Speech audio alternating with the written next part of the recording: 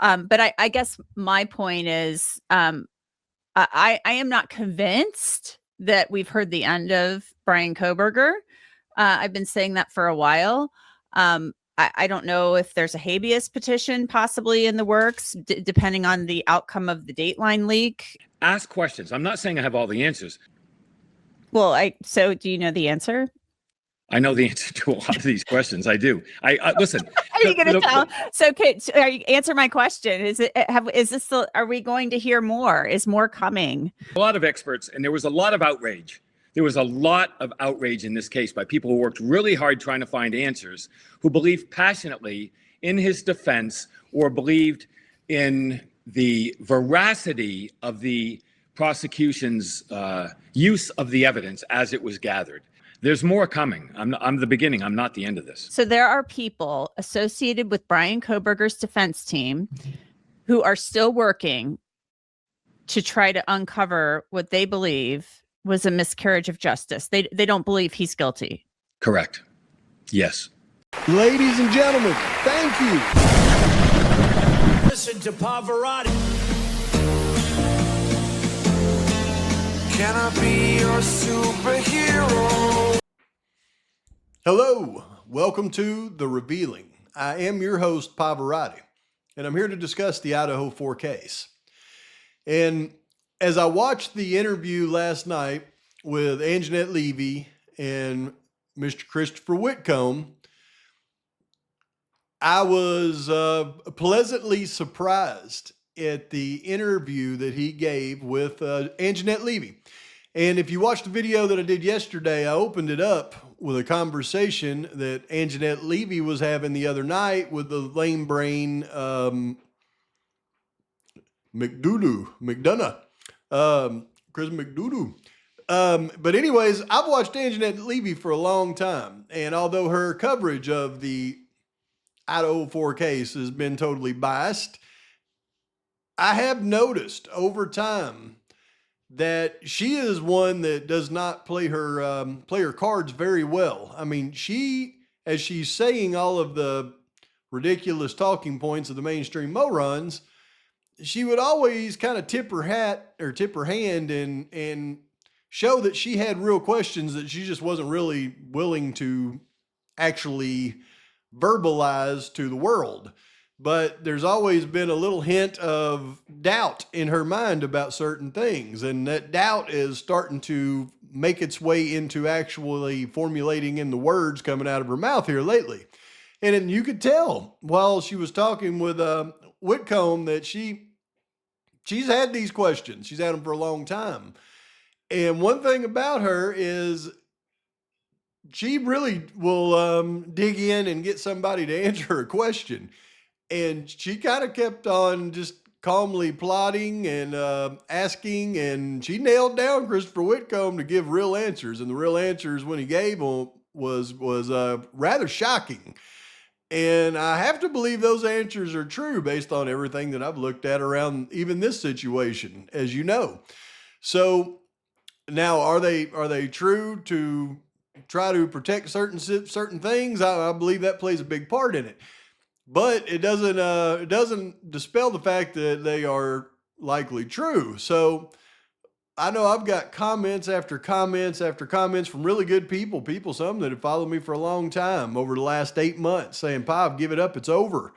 And I just kept on going. And I would say it's not over till it's over. I'm reading the tea leaves. This thing is not done. And so I just, tried to stay true to it because I knew that everything that I was looking at, it wasn't over. Couldn't be. And then more and more stuff come out. And went, oh my God, look at all this. What's going on here? What are we waiting on? Well, it seems like now it's time because he did disclose several things. And now I've got confirmation from at least 3 different sources who would know that the leak investigation is absolutely still going on. Even Angenette Levy confirmed that in the interview with Christopher Whitcomb. She actually mentioned it before she started talking to him. So the leak investigation is still ongoing. As I've mentioned, the research that I've done into those things, it sounds like it takes about a year. So it's interesting. It'll be done right about the time, just a little bit before post-conviction relief is due. So you can bet there's some filings coming. And she keeps mentioning a habeas petition, and it seems to me like what I've looked at in Idaho, you have to file. I mean, the procedure should be you have to file post-conviction relief before you would file a habeas petition, and the deadline of the habeas petition is the same as post-conviction relief. But if you file post-conviction relief before the deadline, then you have to wait to see what happens with that to file a habeas petition. And the deadline is extended on the habeas if you file post-conviction relief. And normally you have to file direct appeals first before you can file post-conviction relief. But in this case, it kind of works out a little bit different because of the plea deal, and you figure in Garza v. Idaho and those 42 days, that acts as the direct appeal. So, and I know there's other legal maneuvers out there, but the strongest legal maneuver, in my humble opinion, is the post-conviction relief. So anyway, all that stuff's in the works, it seems. But what I want to do in this one is, because I have been reading Mr. Whitcomb's book, I'm not too far into it. I've been going over it with our members, and there's some very good questions that he brings up initially in the book. And what I'm going to do is, as I come across things, I'm going to bring them up. But there are some things in there that he brings up questions about that a lot of people have in the past, and things that we have really investigated deep. So I will talk about those, why I feel like, even though it was very poor investigating, it's a nothing burger. But there's also some other things that he brings up that there's no way for us to verify. But if it turned out to be true, it lines up exactly with what we believe happened in the crime scene. So we're going to touch on all of that in this video. But first, I want to play a little bit more of the excerpt from the interview that he did with Angenette Levy, because it is kind of mind-boggling, let me tell you. The plea was somewhat of a shock because Kohberger's defense team was heading toward trial despite losing every motion to suppress evidence and a last-ditch effort to delay the trial after a massive leak of evidence to the NBC show Dateline. The investigation into that leak, I've learned, is ongoing. Kohberger pleaded guilty. He said he committed the crimes and waived his right to appeal, although, as I've told you before here on Crime Fix, he can still appeal. The book also includes details about interviews with BRYAN KOHBERGER's mother and father after Kohberger's arrest. FBI agents interviewed Michael and Marianne Kohberger. Marianne Kohberger called BRYAN my angel. Do I see overwhelming issues with this case writ large that nobody has seen or talked about? Yes, I do. And I'll say this too. I'm the first one that put this together and came out with something. But I will tell you unequivocally, there are books and other projects coming out in the not distant future that will look at other aspects of this case. And I think I'm the first lightning rod that takes, that people talk about. But there are others coming. This is not over. This is the beginning. Do you think that this is the last that we've heard of BRYAN KOHBERGER? As you know, part of this plea bargain did not include him, sitting down for a proffer. It did not include him allocuting. He didn't have to offer. He didn't have to give anything. Nothing. Nothing. He didn't And have that's to offer the thing. any corroborating information, Nothing. which stuns me because I interviewed Bill Thompson and I said, you didn't even get a proffer from him. Nothing. Like you didn't get anything. Nor was it required. Nor Correct. was there any stipulation. I've seen all the talk, and Judge Hipler says you can't mandate it. And I would say, yes, of course, that's the case. But there are certain things about Idaho. You can't take an Alford plea in this case. You can't do certain things. And one of those things is a condition of a plea agreement could have included allocation. That's certainly an option. They could have said, we'll take death off the table, but you need to sit down. He needs to sit down with us, Ann Taylor, and we need some corroborating information. It could have been as simple as that. Where did he put the knife? So anything. Where are the clothes? But I guess my point is, I am not convinced that we've heard the end of BRYAN KOHBERGER. I've been saying that for a while. I don't know if there's a habeas petition possibly in the works, depending on the outcome of the Dateline leak investigation. And we don't know really what's going on with that. But I'm just saying to you, I'm not sure. It just seemed all just a little bit too tidy. And I'm not sure anything in life is really ever that tidy. I can only say thank you, because I've talked to so many people, and many of them were very, I mean, during the last week, talking in podcasts and things like this, I've talked to so many bright people that have been very involved in this case for 3.5 years. And I'm talking about attorneys. I'm talking about people retired from law enforcement. I've talked about podcasters who followed this, other journalists who followed it. You were the very first person that I've talked to that had meaningful representations of fact in the context of how criminal justice works. Ask questions. I'm not saying I have all the answers. Well, so do you know the answer? I know the answer to a lot of these questions. I do. So answer my question. Are we going to hear more? Is more coming from Brian? Please, I'm Y'all got to pay close attention to this, because this is what I'm talking about with Angenette Levy. You'll see how she's jovial. She's like, yeah, but do you have these answers? Yeah. And she's just continuing to be kind of smiley and laughy. And then, but do you have the answers? Yeah. Will you answer the question? Yeah. So tell me the answer. But I want you to watch as she's laughing and she says, well, do you have the answer? Well, can you tell me the answer? And watch how she goes from just jovial laughing to when she asks the question, do you have the answer? Watch the look on her face as she finally, tries to get Whitcomb to say yes or no. She goes, do you have the answer? Watch close. Well, so do you know the answer? I know the answer to a lot of these questions. I do. So answer my question. Are we going to hear more? Is more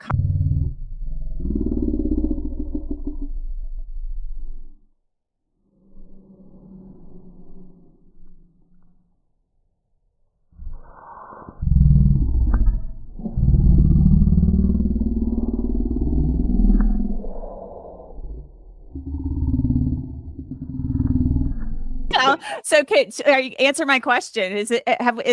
Are we going to hear more? Is more coming from Brian? Please, You see this look right here? Let me explain this look. This is the look on her face as she's laughing, and then she tries to nail down an answer from Mr. Whitcomb. This is not the look of a journalist that's looking for a scoop and trying to get the answer to a question so she can get likes and views and do her job as a reporter. This is the look of somebody who has questioned things in this case for a long time, but has reported the opposite. And the look on her face is, oh my goodness.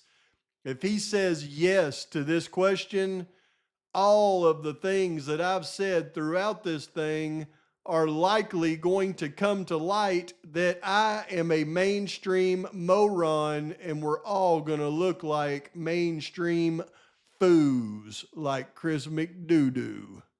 I believe, based on what I know about other people that are working on other angles of this case, right? And one might speculate who those people are. There are a lot of experts, and there was a lot of outrage. There was a lot of outrage in this case by people who worked really hard trying to find answers, who believed passionately in his defense or believed in the veracity of the prosecution's use of the evidence as it was gathered. And those people are not done. Those people are not done. This is a book that brings us up to this point in time. There's more coming. I'm the beginning. I'm not the end of this. So there are people associated with BRYAN KOHBERGER's defense team who are still working to try to uncover what they believe was a miscarriage of justice. They don't believe he's guilty. Correct. Yes. So there are people associated with BRYAN KOHBERGER's defense team who are still working to try to uncover what they believe was a miscarriage of justice. They don't believe he's guilty. Correct. Yes. And so do you know if the lawyers are part of that? I have no idea what Ann Taylor and her legal staff are doing, planning, anticipate, whatever. I have zero insight into that in any way. I would only trust that Ann Taylor is a ward of BRYAN KOHBERGER's best interest, and she's looking at various options. Dr. Turvey had said, I haven't seen his report. I've only seen what you wrote in your book, and obviously the disclosure information that came out that was unsealed, that, you know, he was going to testify that there were at least 2 perpetrators. Yes. Based on your review of the evidence, do you believe that? Yes. So 2 enormous takeaways. 1, he all but admitted that he doesn't believe BRYAN KOHBERGER is guilty of this crime in that interview. 2, he absolutely admitted that the defense team and himself believe that this crime was at least 2 perpetrators. You put them together, and if Kohberger's not one of them, and he says they believe there's at least 2, then it tells me that I want to listen to the things that he has to say with scrutiny, because now I'm going to dive into just a couple of excerpts from the initial portion of the book that I've read. And they bring up really good questions around the crime scene evidence. And I want to make sure that I dispel one right off the bat, because while the questions are there and they're legitimate, we've already done the deep dive to know the truth. And I know that there are clickbaiters out there that will take this and they will run with it. Hunter and Hunter's knife. We already know the answers to this. So I'm going to go ahead and I'm going to show the truth of the matter as it relates to the Hunter knife issue. I'm then going to point out something very interesting that I pointed out in a video the other day about Bethany Funk and the 911 call.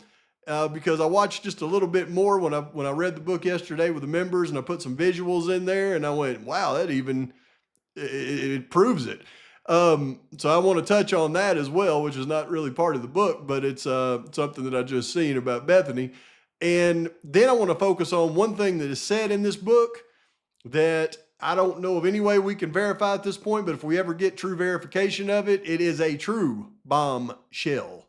And it relates to how many knives were used in the crime, which goes directly to my interpretation of the evidence that there were 4 perpetrators. 1 had a blunt force object. I believe it was the butt of a gun. And the other 3 had knives and participated in the actual assaults with the knives.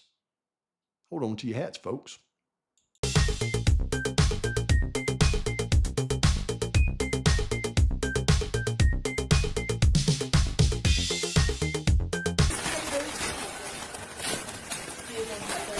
Where at? Up here? Up here, up here. You got it all from that.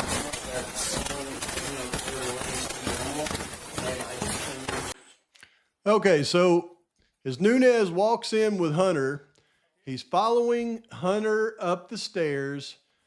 And just like Emily said in her statement, she's seen a knife at the top of the stairs. Well, right there at the top of the stairs, you zoom in, there is the knife that Hunter later places on the pong table. When he first comes up with Nunez, that knife is laying on the floor right there, right at the top of the stairs. So one more time.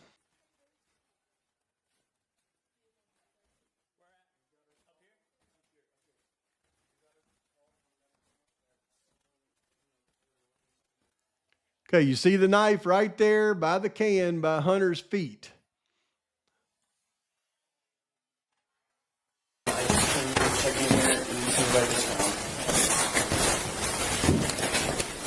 And I checked this using the burrito cheese. And I didn't check him yet, but I'm pretty 13.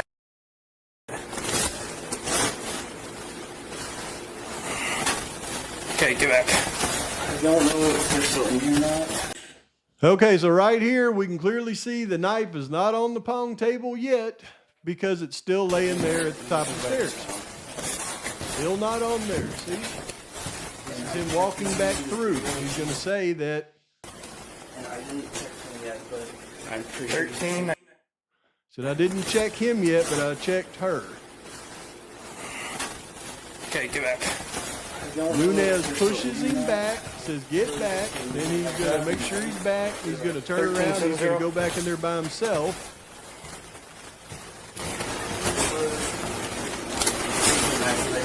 Okay, stay back there, please.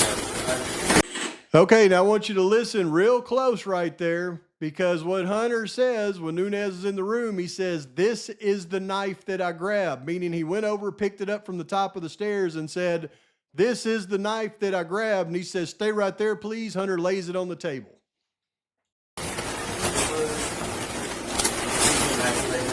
Okay, stay back there, please.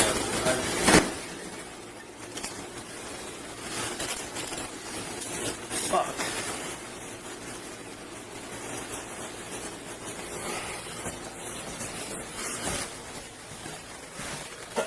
Nunez walks back.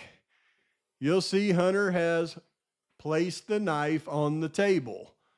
So he had picked it up, said, "This is the knife that I grabbed." He said, "Stay back." Hunter has now laid it on the table, and that's why you see the knife on the table there. So while I don't discredit what he's putting in the book around Hunter's knife and the questions that should arise from that, I just feel like that at this point, I mean, I don't expect anybody that's looked at this case from a law enforcement perspective, including Christopher Whitcomb, to have really chased down all the evidence in this thing the way that we have on YouTube. So, and other, forms of social media, I guess. YouTube's all I mess with. But I think it's important for us to trust the investigation that we've done. And in a time like this, when things are starting to really pop for us, is resist the temptation to take every little thing that we, in our heart of hearts and our minds, know that don't lead to the truth, and try to sensationalize everything and create a bunch of, false narratives and skew the minds of the people that follow this thing, because those skewed minds then end up in the comment sections of the actual mainstream morons, and they go back and they start arguing with the brain dead guilters. And then they start using sensationalized stuff as their arguments, which makes this look absolutely ridiculous, in my humble opinion. That's just Bob's opinion. But that's part one. All right, the Hunter knife thing, it's nothing. It's laid out on video what happened. Part two, though, is something that he goes over in detail about, that he confirmed in the initial part of the book, and that is the people that were there during the 911 call. And he confirmed that it was Emily Allant, Josie, Lyndon Beck, Dylan, Bethany, and then he confirms that Jenna McClure pulls up during that process. So the video I put out the other day that I don't know if everybody's seen or not, where I show you the difference between what Bethany was doing compared to everybody else when Nunez arrives, and how suspect it is. It's very suspect, because she was sitting out there way away from them, and she was waiting for Jenna to get there before she even came back over there. And it is verified and proven now. Watch this. So when Nunez pulled up, and I've showed you this before, and he gets out of the car and he's going to get his defibrillator out. But first, as the camera scans, we see by the light pole standing there by herself, Bethany Funk. Now, when we zoom in, we see Bethany standing here, and she's nowhere near the other folks that placed this 911 call. And somebody might say, well, she was just waiting on Jenna to pull up. Yeah, well, Jenna hadn't even pulled in the neighborhood then, so that's not a very good argument. As you can see, Jenna's car has not pulled into the neighborhood at all at this point. In fact, it takes another 2 or 3 minutes for her to even pull up. So Bethany's standing over there at that light pole away from everybody else, and she doesn't want to get anywhere near that house at this point, where they just think it's an unconscious individual. Well, that argument now becomes absolutely ridiculous, considering she's 100 feet from the door and everybody else standing over there. So now Mr. Whitcomb has confirmed, as Nunez is walking up, you've got Emily Allant, Josie, Dylan, and Lyndon Beck all standing right here, and Hunter is in the doorway waiting on Nunez. Bethany's way over at that light pole. And look at this. When Nunez comes out of the house, look over at the light pole. See Bethany standing over there? Now she's just a little bit to the right of it, and she's just standing there and she's waiting. And as he walks out, that's when Jenna McClure pulls up. You can see Jenna's vehicle parked right there now. She has already pulled up, but Bethany's still just standing there. And then finally, she starts easing her way over to Jenna McClure's little RAV4 right there. And look at her just stand. She is not getting anywhere near that house. She knew what happened before that 911 call. But now a real bombshell takeaway from the initial part of this book. And for those of you that have seen the videos, and I know I've had my algorithm messed up, so a lot of people aren't seeing my videos here lately because YouTube doesn't put them out. But because I have done the work as it relates to the multiple knives used in the crime, and I've gone through on the prosecution rebuttal to our knife expert and what he was going to testify to, and all we have is the rebuttal, where they use the pathologist to try to account for all the injuries on the victims coming from one knife, even though the size of the wounds don't match. And we haven't seen the defense expert's interpretation of this yet. It's not one of those things that hasn't been unsealed. But I have come to the conclusion, I know that they rebutted some of the statements from the defense expert that said that there were multiple knives used. I assumed that they were going to suggest 2, but this book actually suggests 3 knives that were used, which goes right to my determination of the crime scene. 3 perpetrators with knives, 1 perpetrator with a blunt force object. So if we can verify, and I'm sure it will be verified if the defense expert's documentation is finally unsealed for the world to see, that I believe the defense believed there were 3 knives used in this crime. Let me read this to you.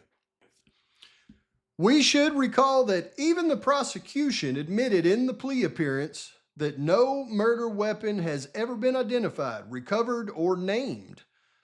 Autopsy photographs suggest at least 3 different edged weapons were used in the 4 murders.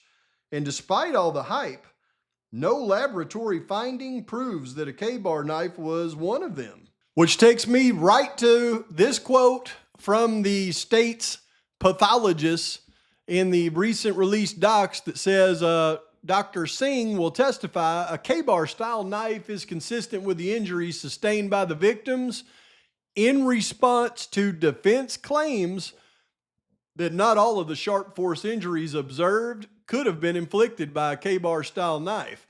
So that little excerpt from the book now gives us some insight, and we believe that we know that the state knew that there was more than 1 knife, and that is verified by the fact that Detective Schweike collected receipts from other purchases of knives from Harbor Freight after the arrest of BRYAN KOHBERGER, and they acknowledge in the reports that they were not knives that were purchased by BRYAN KOHBERGER, which I think backs this up tremendously.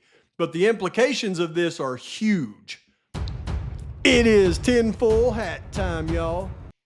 Now I just got to do a little thinking out loud, all right? Because if what Mr. Whitcomb is stating in his book is correct, that the evidence from the autopsy photos shows that there were 3 different edge weapons used in this crime, we can pretty much verify it based on what the defense expert is likely going to say in their expert opinion about multiple knives used, and the fact that the law enforcement officers were still looking for other knives after this crime, which, by the way, really brings into play some of those knives they found in the ditch down there in where? That city that comes up in this case over and over. Genesee, Idaho. One of them was a K-bar, just wasn't quite long enough. And who lives in Genesee? I can't think of his name. Oh yeah, Nicholas Mowich. Anyway, so as we think about the implications of this though, if there are 3 different edge weapons used in this crime, let's think it out now. This is not a my tinfoil hat time. And I want to be sure to separate when I start talking about my perspective and my interpretation of this from the facts that I've laid out in this video so far. Now it's time for Pob's opinion on things. But if there are 3 different unaliving weapons, 3 different knives verified to be used in this crime, now you don't have a jealous ex-boyfriend going in and going wild. Now you've got 3 individuals pre-prepared with knives going in and committing this atrocity. So does that lend to a conspiracy of frat boys that want to do this for a kick? Does that lend to, you know, a roommate that's a little bit out of her mind, wanting to hurt her other roommates? Does that lend to any of the scenarios around the little knuckleheads around the college campus? And I say, no, it doesn't. So then you got to think outside of the box. And we've already thought outside of the box, and we've already done a massive investigation into this case. And we already know in our minds, I know in my mind what took place in this and why it took place. And now I'm getting really dang close to determining how it took place as well. I mean, most of the blanks have been filled in for me. I look forward to filling in more as we go. But you got 3 individuals with knives going into this house. And yes, I believe it happened in a matter of minutes. And I believe there are logical explanations for almost everything we see in this case, including the cleanup. And when you think about the cleanup, you got to think about the cleanup in the right context. I've already gone through and dissected this thing so much. I believe that I have a good grasp on not only the cleanup, who did it, why they did it, when they did it, but what they actually did in the cleanup. And I'll bring that to you soon, but I'm excited now to keep on bringing this other information. And I probably will have another video out this evening because some new information that Lana has dug up, I believe is really critical in this thing. And I want to complement some of the things that I've done in my member videos here lately with what she has now found. And when you put 2 and 2 together, it equals 4, not 5, like everything else is equaled in this case. Yeah. Please like and subscribe to this channel. Please let me know your comments on the things that I've discussed, and let me know your comments. Please let me know your thoughts on the things that I have discussed in this case, because I believe an open dialogue going forward is necessary in this thing. Because one thing I know for a fact, and most people that follow my channel and the other channels on this case that cover this in a non-biased way and keeping an open mind, because you put all of your focus on those channels typically, you don't really understand the landscape of what's going on out there. I get so many comments that say, how can this still be going on? Why is Bryan Kohberger still in jail? What is going on?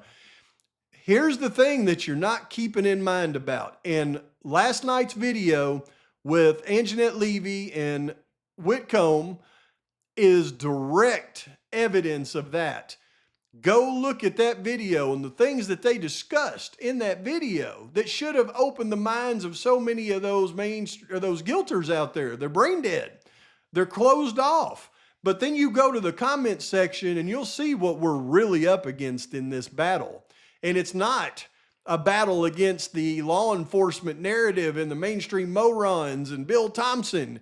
It's a battle against brainwashed, brain dead guilters that are masses of them. I've already seen the pro-burger guilt. It's reignited.